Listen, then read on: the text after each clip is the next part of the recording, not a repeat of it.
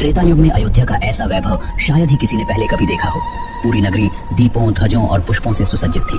राजमहल के विशाल प्रांगण में भव्य यज्ञ मंडप स्थापित किया जा चुका था। चारों ओर वेद मंत्रों की पवित्र ध्वनि गूंज रही थी। ऋषि मुनि, देवगण और दूर दूर से आए अनेक राजा उस दिव्य क्षण के साक्षी बनने के लिए उपस्थित थे, क्योंकि आज चक्रवर्ती सम्राट श्री राम एक ऐसा अनुष्ठान प्रारंभ करने जा रहे थे जो केवल एक यज्ञ नहीं बल्कि पूरे आर्यावर्त के भविष्य का निर्णय करने वाला था।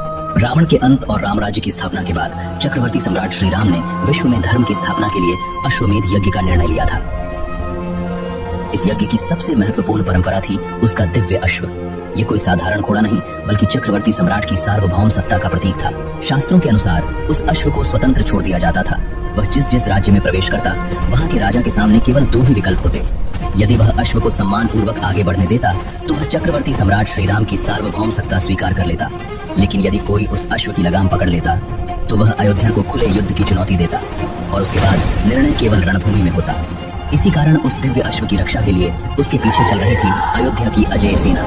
हजारों महारथी, धनुर्धर, गजदल और अश्वदल उस अश्व की रक्षा करते हुए आगे बढ़ रहे थे। इस विशाल सेना का नेतृत्व कर रहे थे भगवान श्री राम के अनुज महायोद्धा शत्रुघ्न। उनके साथ थे वीर भरत के पराक्रमी पुत्र पुष्कर, जिनकी वीरता की चर्चा दूर दूर तक होती थी। और जहाँ राम का नाम हो वहाँ रक्षक बनकर कौन चलता है? स्वयं महाबली हनुमान। उनके रहते किसी में इतना साहस नहीं था कि वह अश्व की ओर आंख उठाकर भी देख सके, लेकिन नियति उस अश्व को उस दिशा में ले जा रही थी जहाँ से लौटना अब बिना युद्ध के संभव नहीं था। एक ऐसा राज्य जिसके कण कण में महाकाल का वास माना जाता था, देवपुर। और उस पवित्र नगरी पर शासन करते थे भगवान शिव के परम भक्त राजा वीरमणि। अपनी अटूट भक्ति और कठोर तपस्या से राजा वीरमणि ने स्वयं महादेव को प्रसन्न कर लिया था। तब महादेव ने उन्हें एक दिव्य वरदान देते हुए कहा, तुम्हारे राज्य पर जब भी कोई संकट आएगा मैं स्वयं तुम्हारी रक्षा करूंगा।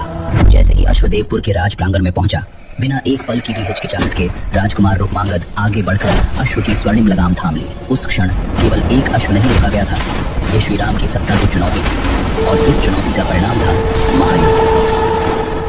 देवपुर के मैदानों में शंखनाद हुआ। दोनों ओर की सेनाएं अपने अपने ध्वजों के साथ डटी थीं। सबसे पहले भरतपुत्र पुष्कर आगे बढ़े और उन्होंने रूपमांगद को युद्ध के लिए ललकारा।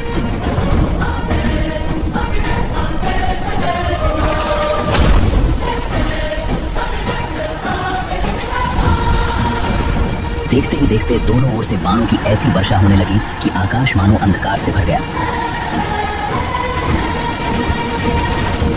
दिव्य अस्त्रों की चमक से धरती कांप उठी और अनेक योद्धा घायल होकर भूमि पर गिरने लगे।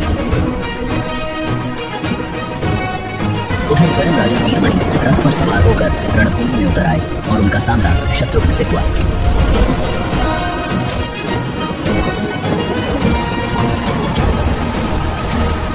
दोनों महान धनुर्धरों के बीच भीषण युद्ध प्रारंभ हुआ। कभी अग्नि अस्त्र छोड़ा जाता तो कभी वायु अस्त्र। रथ टूटते गए, घोड़े घायल होते गए और पूरी भूमि धूल तथा रक्त से भरने लगी। वीर पुष्कर और शत्रुघ्न ने अपने बाणों से ऐसी अग्निवर्षा की कि देवपुर की सेना तिनकों की तरह उड़ने लगी। राजा वीरमणि ने अपनी पूरी शक्ति लगा दी, लेकिन अयोध्या के वीरों के सामने उनका टिकना असंभव था। जब पराजय निश्चित दिखने लगी तब राजा वीरमणि ने हथियार डाल दिए और आसमान की ओर देखकर अपने इष्ट देव को पुकारा, महादेव, आज आपका भक्त हार रहा है। भक्त की पुकार कैलाश तक जा पहुंची, किंतु भगवान शिव ने स्वयं युद्ध भूमि में जाने के स्थान पर अपने उस रौद्र सेनापति को भेजने का निर्णय लिया, जिसका नाम सुनते ही असुर और देवता दोनों कांप उठते थे।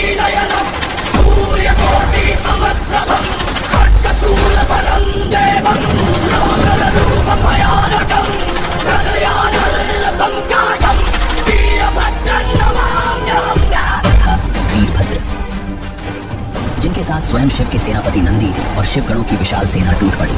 उनके आगमन से ही योद्धा की सेना में भय फैलने लगा।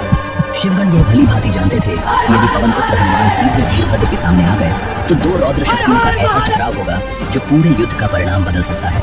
इसलिए स्वयं भगवान शिव के परम गण और विशालकाय सेनापति नंदी आगे बढ़े और हनुमान के सामने आकर खड़े हो गए। नंदी ने अपना त्रिशूल आकाश की ओर उठाया। अगले ही क्षण उनके शरीर से दिव्य प्रकाश फूटने लगा। पूरी रणभूमि कांप उठी। कुछ ही क्षणों में नंदी ने अपना विराट दिव्य बैल रूप धारण कर लिया। विशालकाय नंदी बैल रूप में बिजली की गति से हनुमान की ओर दौड़े।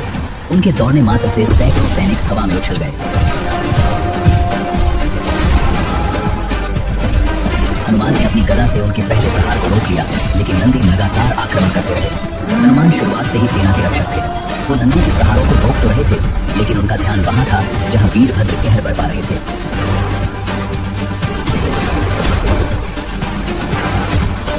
उधर वीर पुष्कल ने वीरभद्र को रोकने का भरसक प्रयास किया, किंतु शिव के उस रौद्र सेनापति के सामने उनका पराक्रम भी टिक नहीं पाया। वीरभद्र के एक भीषण प्रहार ने पुष्कल को मूर्छित कर दिया। अपने भतीजे को गिरता देखकर शत्रुघ्न का क्रोध फूट पड़ा। उन्होंने एक साथ अनेक दिव्यास्त्र छोड़ दिए, लेकिन वीरभद्र के सामने वे सभी निष्फल सिद्ध हुए।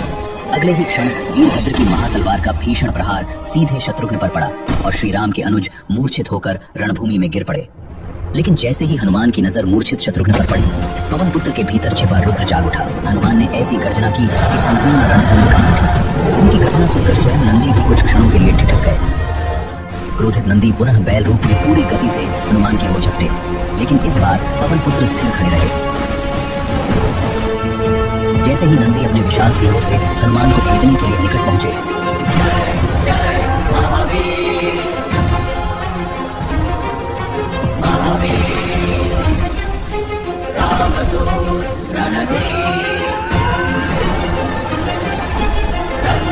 नंदी का विशाल शरीर कई पर्वतों को तोड़ता हुआ दूर जा गिरा। पूरा रण क्षेत्र धूल और पत्थरों से भर गया और उसी अवसर का लाभ उठाकर पवन पुत्र हनुमान सीधे वीरभद्र की ओर बढ़ चले।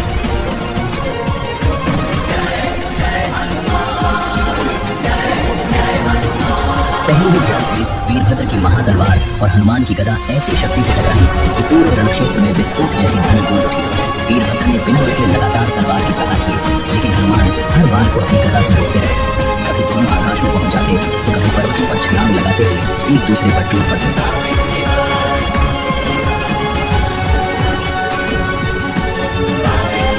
युद्ध का प्रत्येक क्षण पहले से अधिक भीषण होता जा रहा था। कुछ ही देर बाद वीरभद्र ने अपना विशाल रौद्र रूप धारण कर लिया। उनका शरीर पर्वत के समान ऊंचा हो गया और उनकी तलवार से अग्नि की लपटें निकलने लगी। यह देखकर हनुमान ने भी अपना विराट स्वरूप धारण कर लिया। अब दोनों योद्धा इतने विशाल दिखाई दे रहे थे कि दूर खड़े सैनिक चींटियों जैसे प्रतीत हो रहे थे। वीरभद्र ने अपनी समस्त शक्ति एकत्रित कर अंतिम बार हनुमान पर प्रचंड आक्रमण किया।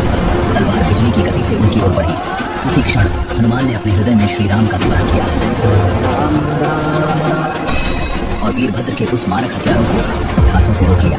अगले ही पल उन्होंने अपनी गदा को पूर्ण वेग से घुमाया और सीधा वीरभद्र के वक्ष में प्रहार कर दिया। वह आघात इतना भयंकर था कि शिव का वो प्रलयंकारी रूप भी डगमगाकर कई योजन पीछे हटने पर विवश हो गया। पूरा देवपुर धूल और अग्नि के बादलों से ढक गया। वीरभद्र को पीछे हटते देख आसमान में एक अजीब सी शांति छा गई।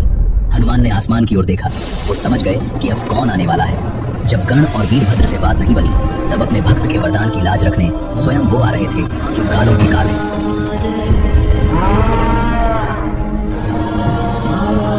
रणभूमि में साक्षात भगवान शिव प्रकट हो गए।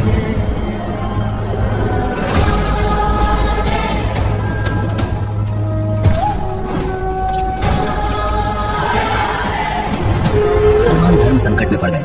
एक तरफ उनके आराध्य के आराध्य स्वयं महादेव और दूसरी तरफ श्री राम के प्रति उनका कर्तव्य। क्या एक रुद्रांश अपने ही रचयिता पर प्रहार कर पाएगा? क्या होगा जब स्वयं शिव और हनुमान आपस में टकराएंगे? इस महासंग्राम का अंतिम अध्याय देखिए अगले भाग में।